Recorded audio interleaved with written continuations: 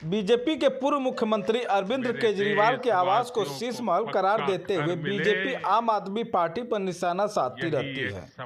PM Modi ने शुक्रवार को दिल्ली की एक रैली में केजरीवाल पर तंज कसते हुए कहा कि अगर मैं चाहता तो शीश महल बना सकता था, लेकिन दिल्ली की राजनीति का केंद्र बना शीश महल भले ही एक तंज हो, लेकिन असल में देश में कई शीश महल हैं जो अलग अलग राजाओं ने अपने अपने किलों में बनवाए हैं। देखिए ये रिपोर्ट। मैं भी कोई शीश महल बना सकता था। दिल्ली में ऐसी सरकार बैठी है जिसको दिल्ली के बच्चों के भविष्य की परवाह नहीं है। दिल्ली एक बड़ी आपदा से घिरी है। शराब के ठेकों में घोटाला, बच्चों के स्कूल में घोटाला, गरीबों के इलाज में घोटाला। आपदा को नहीं सहेंगे, बदल के रहेंगे। जब यह आपदा जाएगी और भाजपा आएगी। 2700 करोड़ रुपए का अपने लिए घर बनाने वाला, 8400 करोड़ रुपए के हवाई जहाज में घूमने वाला, 10 लाख रुपए के सूट पहनने वाला व्यक्ति, उसके मुंह से शीश महल की बातें अच्छी नहीं लगती। बीते 10 वर्षों में 4 करोड़ से अधिक गरीबों के घर उनका सपना पूरा किया है।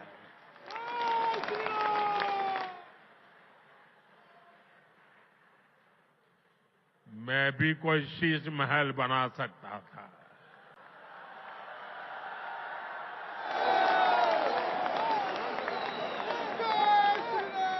लेकिन मेरे लिए तो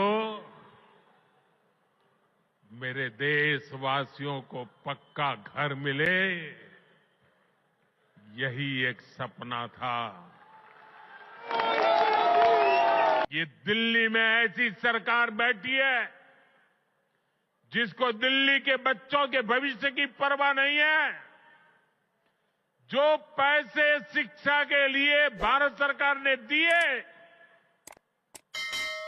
आधे पैसे भी पढ़ाई के लिए खर्च नहीं कर पाए लोग।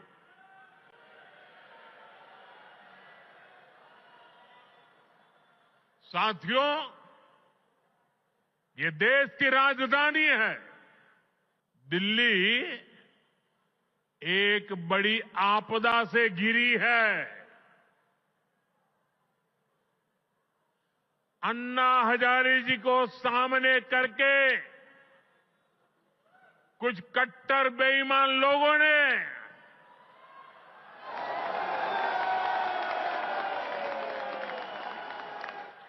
दिल्ली को आपदा में धकेल दिया। शराब के ठेकों में घोटाला, बच्चों के स्कूल में घोटाला, गरीबों के इलाज में घोटाला, प्रदूषण से लड़ने के नाम पर घोटाला, भर्तियों में घोटाला। ये लोग दिल्ली के विकास की बात करते थे, लेकिन ये लोग आपदा बनकर दिल्ली पर टूट पड़ी है। ये लोग खुलेआम भ्रष्टाचार करते हैं, फिर उसका महिमा मंडन भी करते हैं। एक तो चोरी, ऊपर से सीना चोरी।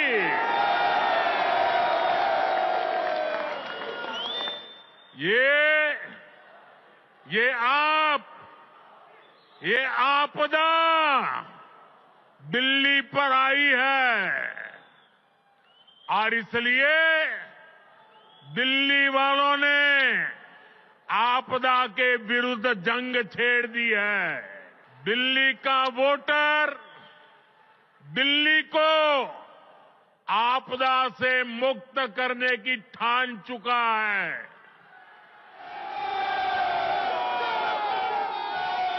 दिल्ली का हर नागरिक कह रहा है, दिल्ली का हर बच्चा कह रहा है, दिल्ली की हर गली से आवाज आ रही है, आपदा को नहीं सहेंगे, बदल के रहेंगे।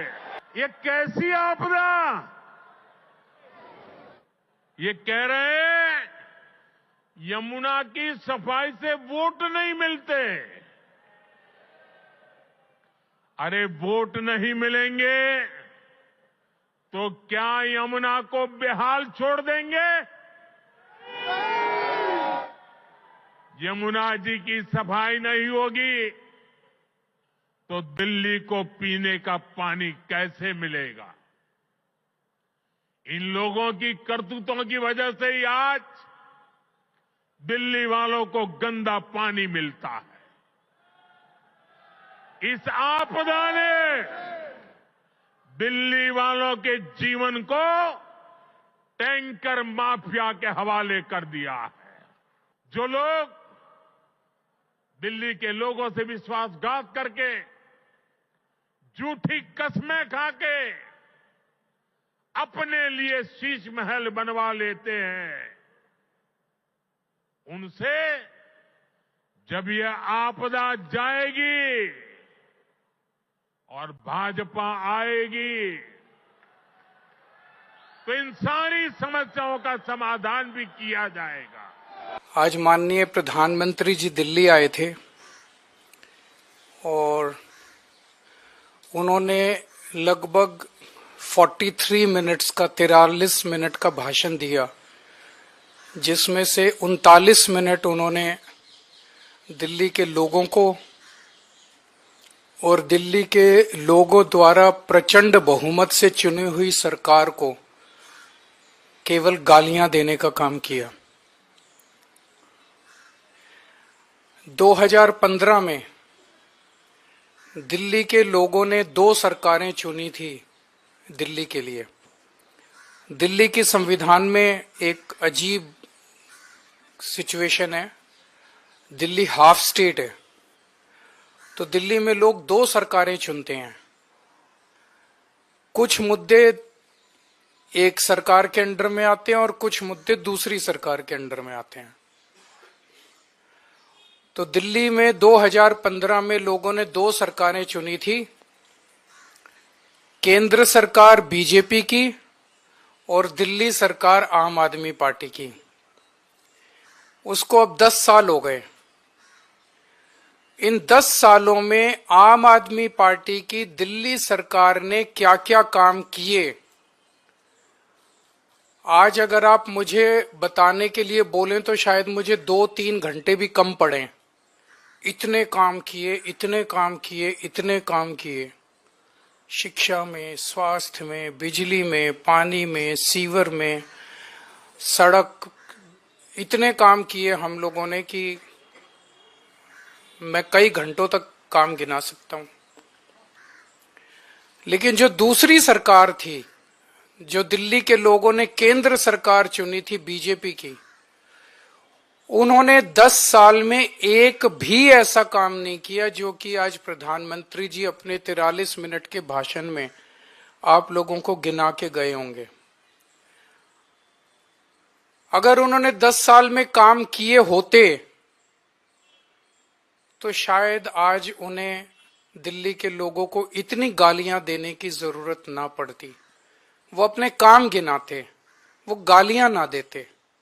जो व्यक्ति काम करता है वो गाली नहीं देता। जब कोई आदमी काम नहीं करता तो फिर उसे गालियां देनी पड़ती है, वो गालियों के बस पे चुनाव लड़ता है। 2020 में प्रधानमंत्री जी ने दिल्ली के लोगों से कई वादे किए थे। 2020 के विधानसभा चुनाव में भी आए थे। ये बीजेपी का संकल्प पत्र है। इसमें कई सारी बातें लिखी हुई है। इसमें प्रधानमंत्री जी कह के गए थे 2020 में, साफ साफ इसमें लिखा है 2022 तक